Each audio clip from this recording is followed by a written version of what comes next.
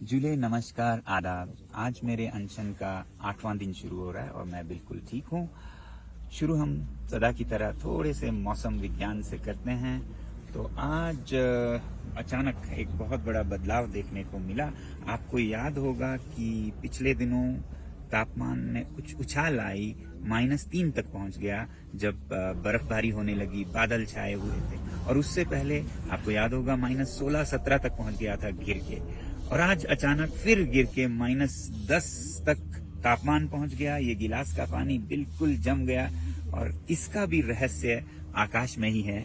आज रात को आकाश बहुत साफ था और इसके वजह से, जैसा मैंने आपको बताया था, धरती से जो ऊर्जा की तरंगें निकलती हैं इंफ्रारेड में, जो कि हमारे आंखों को नहीं दिखता है, वो खुले आसमान में, साफ आसमान में ब्रह्मांड की तरफ चला जाता है और इस तरह से धरती अपनी ऊर्जा खोती है तो तापमान गिर जाता है। मगर डरने की बात नहीं है, ये ऊर्जा का खोना भी बहुत जरूरी है, क्योंकि जब हम इतना ज्यादा ऊर्जा सूरज से लेते हैं तो बाहर भी जाना जरूरी है, वरना धरती जल के राख हो जाए अगर ऊर्जा आती जाए और बाहर ना जाए। बहरहाल अनशन के बारे में बताऊं तो मेरे साथ यहाँ पर कोई 60 लोग खुले आकाश में -10 में आज सोए।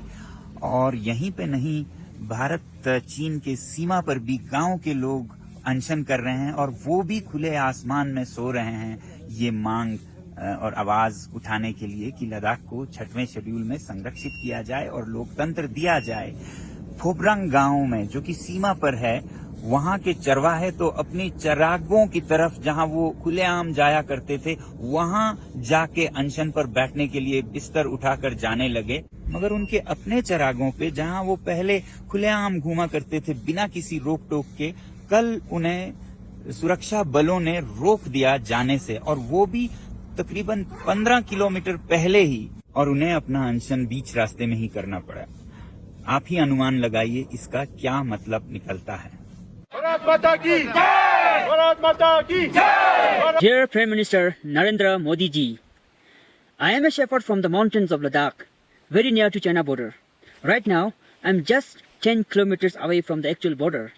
We the Ladakhis are very much proud to say that we are with our armies, with ups and downs. When the difficult situation comes, we stand together.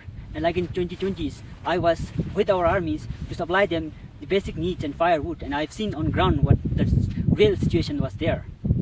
And being a shepherds, we reach to these mountains every single days, for which we are so proud of, that we are protecting these mountains from Chinese. And today, we the Ladakhis are not demanding something that is not in the Indian constitution, but we are requesting to fulfill what your government have promised with us.